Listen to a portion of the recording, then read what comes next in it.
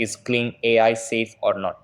Hey guys, in this video, I'm going to give you a full review of Kling AI and discuss whether it's safe to use or not.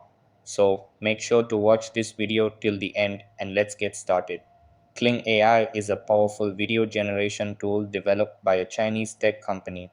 It allows users to create high quality videos from text prompts similar to OpenAI's Sora. Features: converts text into high definition, realistic videos, offers various video styles, motion effects, and subject customization. Designed for creators, marketers, and developers. Strong AI backed animation capabilities. Pros: impressive visual quality, fast generation speed, suitable for a wide range of creative needs, user friendly interface for those who have access. Cons: still in early release and not widely available. Privacy concerns due to limited information on data usage.